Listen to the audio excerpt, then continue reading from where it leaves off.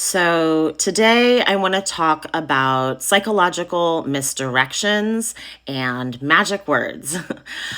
So, I'm going to start with the word abracadabra. So, this word dates back to the 2nd century and it translates roughly to I create as I speak. Now, the idea that a person can voice an idea, speak it into reality, or that what we say creates our reality is an old gambit.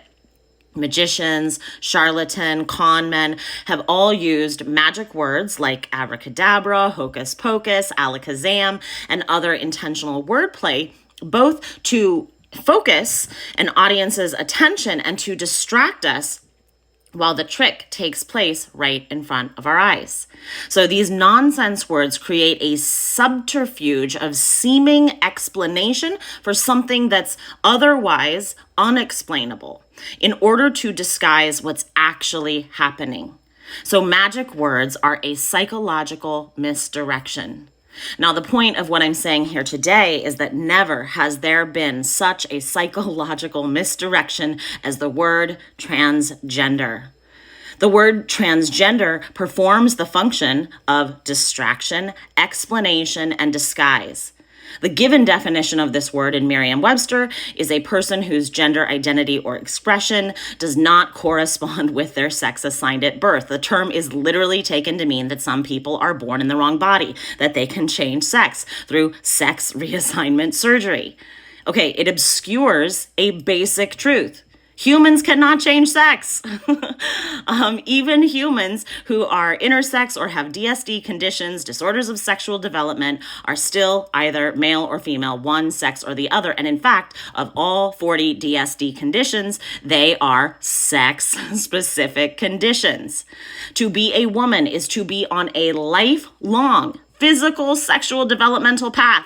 It starts at conception. It ends in death. The vastness of this lifelong developmental process can't be reduced to any single primary sex organ or secondary sex characteristic.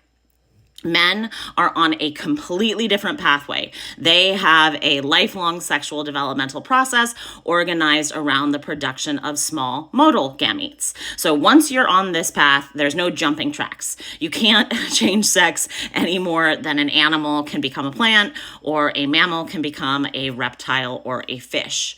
So in reality, the people who are being referred to by this recently, by the way, manufactured term, these are people who have simply taken a series of actions that they must perform and continue to perform on their bodies. So practically speaking, the word transgender does two things. First, it describes a set of behaviors that people are performing. And two, it acts as a lens for behavior interpretation.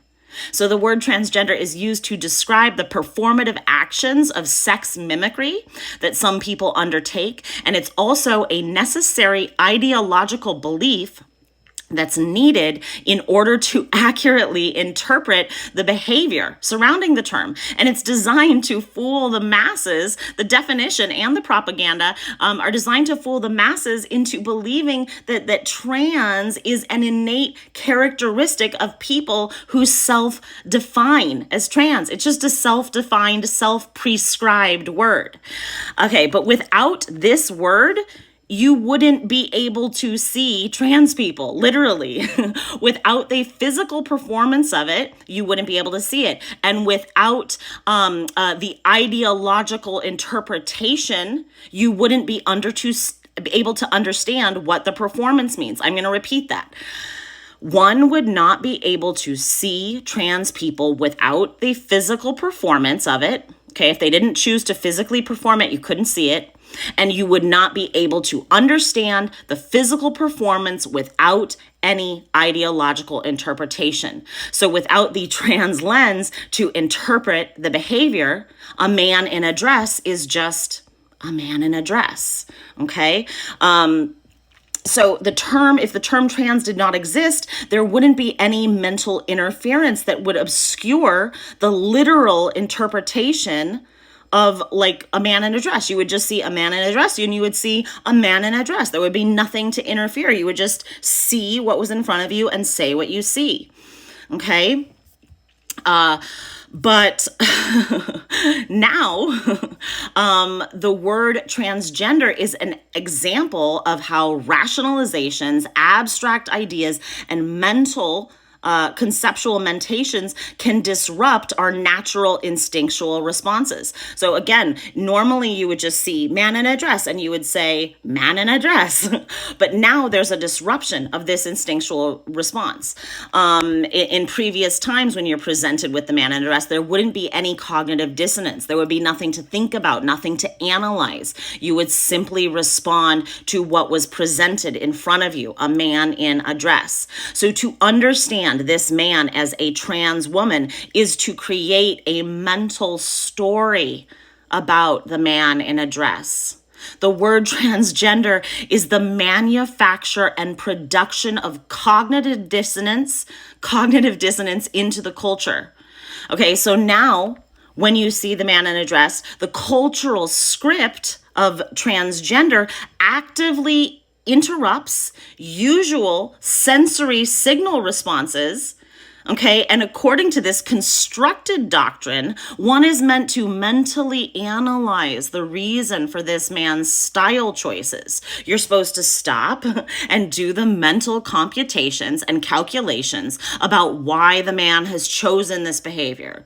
Okay, maybe he's a drag queen. Perhaps he's non-conforming. Maybe he calls himself non-binary, or maybe he is a trans woman. Okay, or maybe he's just a man with nefarious purposes disguising his appearance. Okay, of course, there is no way of knowing instantaneously. You can't know that. But the point is, one has already begun a process of cognitively laying out a series of choices for analysis. One has left the immediacy of your instincts and sense perceptions, and you've moved into the realm of mental judgments. So if you are performing these mental calculations, you have stopped responding to your instincts. Okay? Instinctual responses are instantaneous. But because cognitive thinking processes analyze and rationalize input in order to arrive at a judgment, it's much slower by comparison.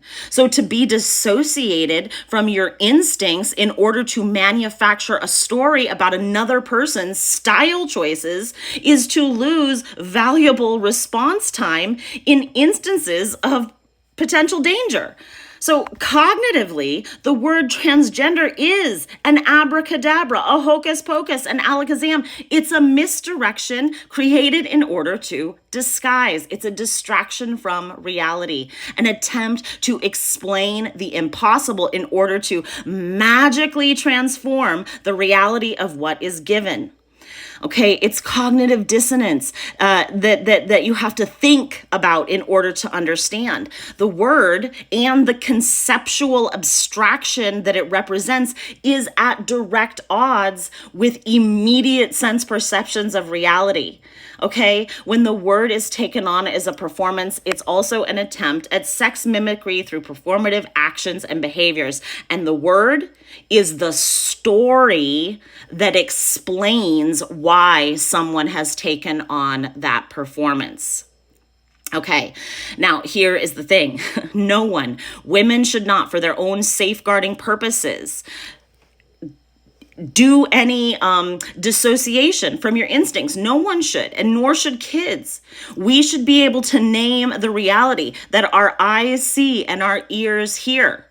Naming reality accurately is what gives us bodily autonomy and bodily authority.